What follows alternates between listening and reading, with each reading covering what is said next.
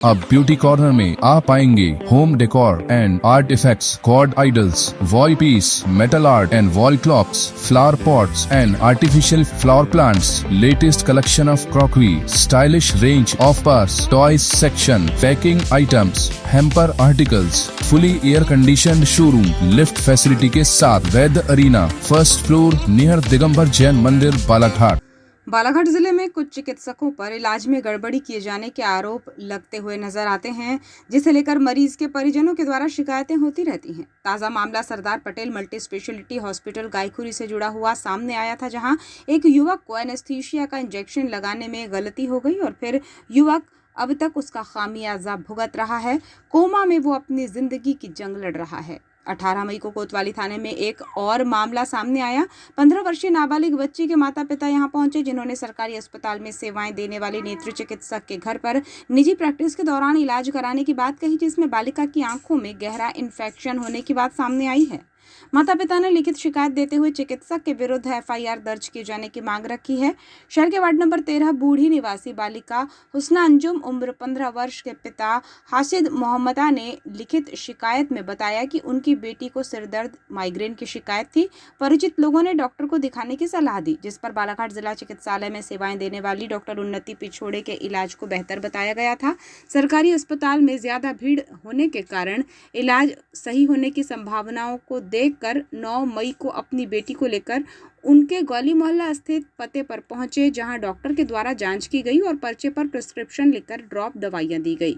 इन दवाओं का उपयोग किए जाने के 3 दिन बाद ही बच्ची की आंखों में भारी सूजन और लाल हो गई और लगातार पानी निकलने लगा। माता पिता ने आरोप लगाया है कि नेत्र चिकित्सक द्वारा इलाज सही तरीके से नहीं किया गया, इसकी वजह से ही उनकी बच्ची की ये हालत हुई है। इस संबंध में बच्ची की मां रुखसार खान ने बताया कि बेटी को सिरदर्द की शिकायत थी, जिसका इलाज डॉक्टर उन्नति पिछोड़े के प्राइवेट क्लिनिक पर किया गया। उन्होंने कुछ ट्यूब्स दिए। 3 दिन बाद इसका गंभीर इन्फेक्शन बच्ची को देखने को मिला। जब डॉक्टर से ये सब बताया गया तो उन्होंने इलाज की गलती होना स्वीकार ही नहीं किया। उनका कहना था कि हमारी बच्ची के साथ जो लापरवाही हुई है किसी और के साथ ना हो, इसलिए कोतवाली थाने में कार्यवाही की मांग को लेकर पहुंचे हैं। लेकर आई थी यहाँ पर मैं 9 तारीख को उन्नति पिछोड़े डॉक्टर ने जो है उनके प्राइवेट क्लिनिक पर गई थी बेटी का सर दर्द का ट्रीटमेंट करवाने और चश्मे के लिए। बट उनने क्या बोलते हैं ऐसे ड्रॉप दिए और 2 ड्रॉप दिए, दवाइयाँ दिए और एक ट्यूब दिए आँख में लगाने का।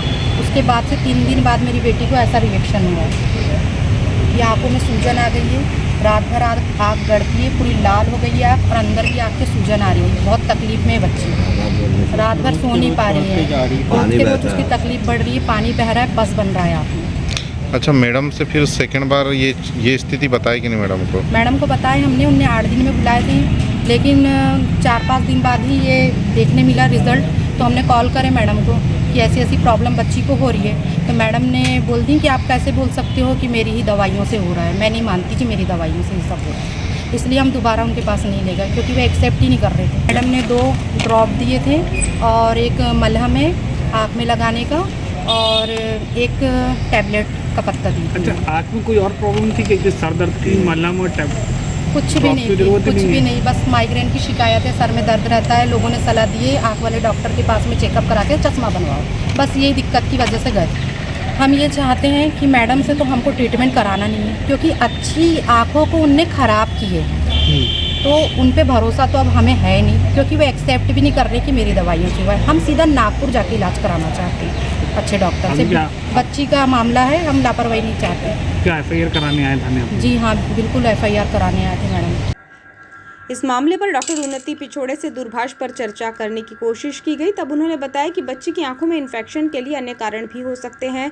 जब मरीज के परिजनों ने समस्या की जानकारी दी तो सलाह दी गई थी कि उसकी जांच कराकर उपचार किया जा सकता है, लेकिन परिजन मेरे पास मरीज को दोबारा लेकर नहीं आए, इसलिए आंख में समस्या का स्पष्ट कारण सामने नहीं आया है।